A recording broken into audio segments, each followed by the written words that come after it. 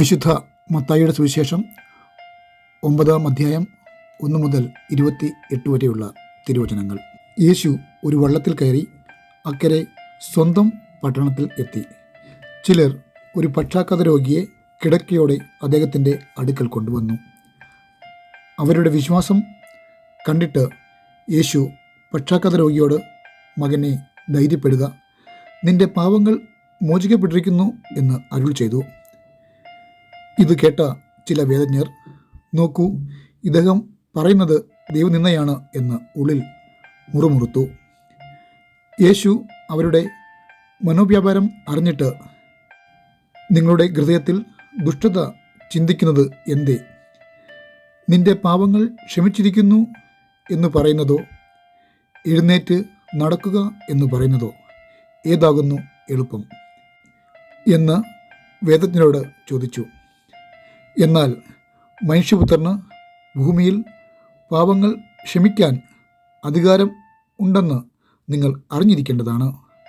തുടർന്ന് യേശു ആ പക്ഷാഘാത രോഗിയോട്, "എഴുന്നേറ്റ് നിന്റെ കിടക്കയെടുത്ത് ഭവനത്തിലേക്ക് മടങ്ങുക" എന്ന് ആജ്ഞാപിച്ചു. ആ മനുഷ്യൻ തൻ്റെ ഭവനത്തിലേക്ക് പോയി. ജനസമൂഹം ഇത് കണ്ട് ഭയപ്പെട്ടു. മനുഷ്യർക്ക് ഇങ്ങനെയുള്ള അധികാരം നൽകിയ ദൈവത്തിനെ പുകഴ്ത്തി. യേശു അവിടെ നിന്ന് പോകുമ്പോൾ മത്തായി എന്നു പേരുള്ള ഒരു മനുഷ്യൻ നികുതി പിരിവ് നടത്താൻ ഇരിക്കുന്നത് കണ്ടു. യേശു അയാളോട്, "എന്നെ അനുഗമിക്കുക" എന്ന് കൽപ്പിച്ചു. മത്തായി എഴുന്നേറ്റ് അദ്ദേഹത്തെ അനുഗമിച്ചു. പിന്നീടൊരിക്കൽ യേശു മത്തായിയുടെ ഭവനത്തിൽ വിരുന്ന് സൽക്കാരത്തിൽ പങ്കെടുക്കുകയായിരുന്നു. അന്ന് വിരുന്നിന് അദ്ദേഹത്തോട് ഒപ്പം ശിഷ്യന്മാരും നികുതി പിരിവുകാരും പാപികളായ അനേകരും ഉണ്ടായിരുന്നു. ഇത് കണ്ട പരീശന്മാർ യേശുവിൻ്റെ ശിഷ്യന്മാരോട്, "നിങ്ങളുടെ ഗുരു നികുതി പിരിവുകാരോടും പാപികളോടുമൊപ്പം ഭക്ഷണം കഴിക്കുന്നത് എന്തിന്?" എന്ന് ചോദിച്ചു. ഇത് കേട്ടിട്ട് യേശു അവരോട്, "ആരോഗ്യം ഉള്ളവർക്കല്ല, രോഗികൾക്കാണ് വൈദ്യനെ കൊണ്ട് ആവശ്യം.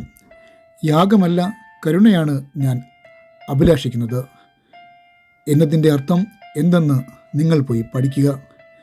ഞാൻ നീതിഷ്ഠരെയല്ല, പാപികളെയാണ് വിളിക്കാൻ വന്നിരിക്കുന്നത്" എന്ന് അരുൾ ചെയ്തു. അപ്പോൾ സ്നാപകയോഹന്നാൻ്റെ ശിഷ്യന്മാർ വന്ന് യേശുവിനോട്, "ഞങ്ങളും പരീശന്മാരും പലപ്പോഴും ഉപവസിക്കുന്നു, എന്നാൽ അങ്ങയുടെ ശിഷ്യന്മാർ ഉപവസിക്കാത്തത് എന്തുകൊണ്ട്?" എന്ന് ആരാഞ്ഞു. അതിന് മറുപടിയായി യേശു പറഞ്ഞു, "മണവാളൻ അതിഥികളോട് കൂടെയുള്ളപ്പോൾ വിരുന്നുകാർക്ക് വിലാപിക്കാൻ കഴിയുന്നത് എങ്ങനെ? മണവാളൻ അവരെ വിട്ടുപിരിയുന്ന കാലം വരും, അപ്പോൾ അവർ ഉപവസിക്കും. ഒരു പുതിയ തുണിക്കഷണം പഴയ വസ്ത്രത്തോട് തുന്നി ചേർക്കാറില്ല. അങ്ങനെ ചെയ്താൽ ആ തുണ്ട് ചുരുങ്ങുകയും കീറൽ ഏറെ വഷളാകുകയും ചെയ്യും. ആരും പുതിയ വീഞ്ഞ് പഴയ തോൽക്കുടങ്ങളിൽ സൂക്ഷിക്കാറില്ല. അങ്ങനെ ചെയ്താൽ ആ തോൽക്കുടങ്ങൾ പൊട്ടി വീഞ്ഞ് ഒഴുകിപ്പോകുകയും തോൽക്കുടങ്ങൾ നഷ്ടമാകുകയും ചെയ്യും. അവർ പുതിയ വീഞ്ഞ് പുതിയ തോൽക്കുടങ്ങളിൽ തന്നെ പകർന്നു വയ്ക്കുന്നു. അപ്പോൾ രണ്ടും ഭദ്രമായിരിക്കും." യേശു ഇങ്ങനെ സംസാരിച്ചുകൊണ്ടിരിക്കുമ്പോൾ ഒരു യഹൂദപ്പള്ളി മുഖ്യൻ അദ്ദേഹത്തിൻ്റെ മുമ്പിൽ വന്ന് സാഷ്ടാംഗം വീണു. "എൻ്റെ പ്രിയ മകൾ ഇപ്പോൾ മരിച്ചുപോയി. അങ്ങ് വന്ന് അവളുടെ മേൽ കൈവയ്ക്കണമേ, എന്നാൽ അവൾ ജീവിക്കും" എന്ന് പറഞ്ഞു. യേശു എഴുന്നേറ്റ് അയാളോടൊപ്പം പോയി. ശിഷ്യന്മാരും അദ്ദേഹത്തെ അനുഗമിച്ചു. അപ്പോൾ തന്നെ 12 വർഷമായി രക്തസ്രാവമുള്ള ഒരു സ്ത്രീ യേശുവിൻ്റെ പിന്നാലെ എത്തി പുറംകുപ്പായത്തിൻ്റെ വിളുമ്പിൽ തൊട്ടു. അദ്ദേഹത്തിൻ്റെ പുറംകുപ്പായത്തിലെങ്കിലും തൊട്ടാൽ എനിക്ക് സൗഖ്യം ലഭിക്കും എന്ന് അവൾ ഉള്ളിൽ വിശ്വസിച്ചിരുന്നു. യേശു തിരിഞ്ഞ് അവളെ നോക്കി, "മകളെ, ധൈര്യമായിരിക്കൂ, നിന്റെ വിശ്വാസം നിന്നെ സൗഖ്യമാക്കിയിരിക്കുന്നു" എന്ന് പറഞ്ഞു. ആ നിമിഷം മുതൽ അവൾ സൗഖ്യമുള്ളവളായി തീർന്നു. യേശു പള്ളിമുഖ്യൻ്റെ വീട്ടിൽ പ്രവേശിച്ചപ്പോൾ ഓടക്കുഴൽ വായിക്കുന്നവരെയും കരഞ്ഞ് ബഹളം വെക്കുന്ന ജനക്കൂട്ടത്തെയും കണ്ട്, "ഇവിടെ നിന്നും മാറി നിൽക്കുക, കുട്ടി മരിച്ചിട്ടില്ല, അവൾ ഉറങ്ങുകയാണ്" എന്ന് പറഞ്ഞു. ആരോ അദ്ദേഹത്തെ പരിഹസിച്ചു. ജനക്കൂട്ടത്തെ പുറത്താക്കിയ ശേഷം യേശു അകത്ത് ചെന്ന് കുട്ടിയെ കൈപിടിച്ച് ഉയർത്തി. അവൾ എഴുന്നേറ്റു. ഈ വാർത്ത ആ പ്രദേശമെങ്ങും പ്രചരിച്ചു. യേശു അവിടെ നിന്നും മടങ്ങുമ്പോൾ, ദാവീദ് പുത്ര, ഞങ്ങളോട് കരുണ തോന്നണമേ എന്ന് നിലവിളിച്ചുകൊണ്ട് 2 അന്ധന്മാർ അദ്ദേഹത്തെ അനുഗമിച്ചു. യേശു ഭവനത്തിൽ എത്തിയപ്പോൾ ആ അന്ധന്മാർ അദ്ദേഹത്തെ സമീപിച്ചു. യേശു അവരോട്, എനിക്കിത് ചെയ്യാൻ കഴിയും എന്ന് നിങ്ങൾ വിശ്വസിക്കുന്നുവോ എന്ന് ആരാഞ്ഞു. തീർച്ചയായും കർത്താവേ, ഞങ്ങൾ വിശ്വസിക്കുന്നു എന്ന് അവർ ഉത്തരം പറഞ്ഞു. അപ്പോൾ യേശു അവരുടെ കണ്ണുകളിൽ തൊട്ടുകൊണ്ട്, നിങ്ങളുടെ വിശ്വാസം പോലെ നിങ്ങൾക്ക് ഭവിക്കട്ടെ എന്ന് പറഞ്ഞു. തൽക്ഷണം അവർക്ക് കാഴ്ച ലഭിച്ചു. യേശു അവരോട്, നോക്കൂ, ഇതാരും അറിയരുത് എന്ന് കർശന നിർദ്ദേശവും നൽകി. എന്നാൽ അവർ പോയി അദ്ദേഹത്തെക്കുറിച്ചുള്ള ഈ വാർത്ത ആ പ്രദേശമെങ്ങും പ്രചരിപ്പിച്ചു.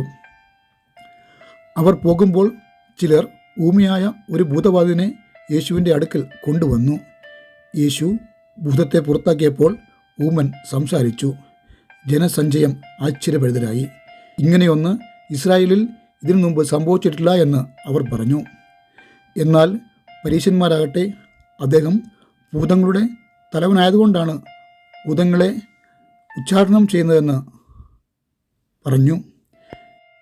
യേശു അവിടെയുള്ള എല്ലാ പട്ടണങ്ങളിലൂടെയും ഗ്രാമങ്ങളിലൂടെയും സഞ്ചരിച്ച് യഹൂദരുടെ പള്ളികളിൽ ഉപദേശിച്ചും രാജ്യത്തിൻ്റെ സുവിശേഷം വിളംബരം ചെയ്തും എല്ലാവിധ രോഗങ്ങളും ബലഹീനതകളും സൗഖ്യമാക്കുകയും ചെയ്തു. ജനക്കൂട്ടം ഇടനില്ലാത്ത ആടുകളെപ്പോലെ പീഡിതരും നിസ്സഹായരും ആയിരുന്നതുകൊണ്ട് യേശുവിന് അവരോട് സഹതാപം തോന്നി. അപ്പോൾ യേശു ശിഷ്യന്മാരോട്, കൊയ്ത്ത് സമൃദ്ധം, വേലക്കാരോ പരിമിതം ആയതുകൊണ്ട് കൊയ്ത്തിൻ്റെ ഉടമസ്ഥനോട് കൊയ്ത്തിനായി വേലക്കാരെ അയക്കുവാൻ അപേക്ഷിക്കുക എന്ന് അരുൾ ചെയ്തു. നമ്മുടെ കർത്താവായ മിശിഹായ്ക്ക് സ്തുതി. ആമീൻ.